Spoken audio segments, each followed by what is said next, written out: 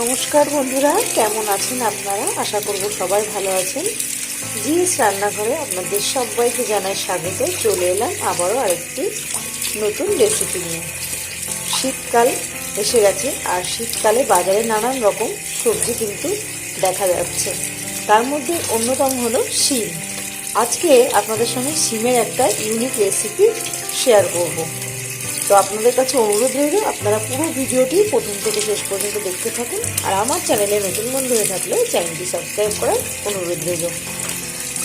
শিমগুলোকে খুব ভালো করে ধুয়ে নিচ্ছি। শিমের এই ইউনিক রেসিপিটা বানানোর জন্য শিম ধুয়ে এইভাবে টুকরো টুকরো করে কেটে নিয়েছি। আর এখানে নিয়েছি আলু। এখানে দুটো আলু আমি এরকম পাতলা পাতলা করে টুকরো টুকরো করে কেটে নিয়েছি। আর এখানে টমেটো নিয়েছি দুটো, ধনেপাতা কুচি, পেঁয়াজ কুচি, আর এখানে আছে কয়েকটা কাঁচা লঙ্কার টুকরো। তো আপনারা ভিডিওটি দেখতে থাকুন। শিমের রেসিপিটা করার জন্য কড়াইতে সরষের তেল দিয়ে দিয়েছি, ফোড়নে দিয়ে দিচ্ছি কালো জিরে, আর এর মধ্যে দিয়ে দেবো কেটে রাখা পেঁয়াজ।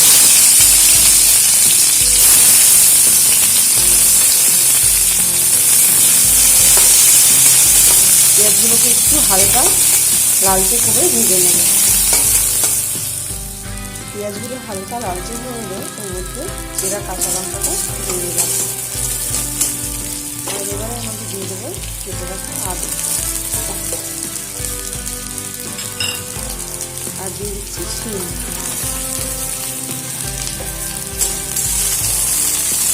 এবারে শিম আর আলু একসঙ্গে ভেজে নেব।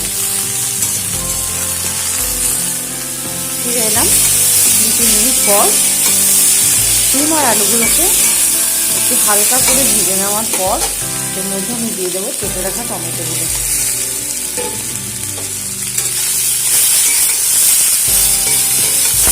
আবার একটু ভালো করে নাড়াচাড়া করে নিচ্ছি। দিয়ে দিচ্ছি লবণ, হলুদ গুঁড়ো, আবারও একটু ভেজে নেব। টমেটো দেওয়ার পর আরও 2 মিনিট আমি এটাকে নাড়াচাড়া করে একটু ভেজে নিলাম।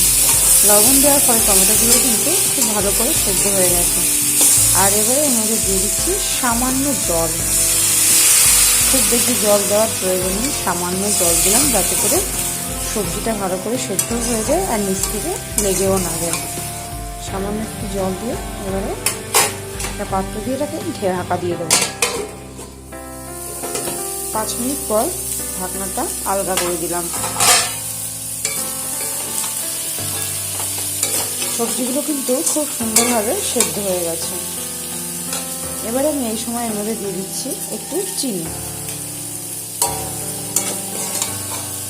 চিনি দিয়ে খুব ভালো করে নাড়াচাড়া করে নেব।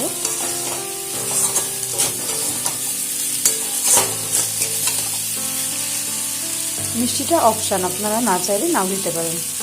আর এবারে এর মধ্যে দিয়ে দিচ্ছি ধনেপাতা।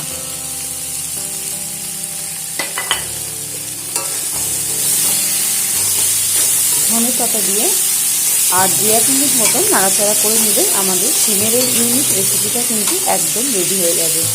গরম গরম ভাতের সঙ্গে শিমের এই রেসিপিটা থাকলে কিন্তু আপনার মুখে রুচি এমনিই চলে আসবে, আর আপনি এক থালা ভাত নিমেষেই খেয়ে ফেলতে পারবেন।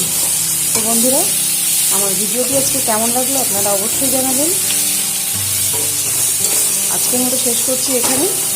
আবারও হাজির হয়ে যাবো নতুন কোনো রেসিপি নিয়ে। ততক্ষণে ভালো থাকবেন, সুস্থ থাকবেন। ধন্যবাদ।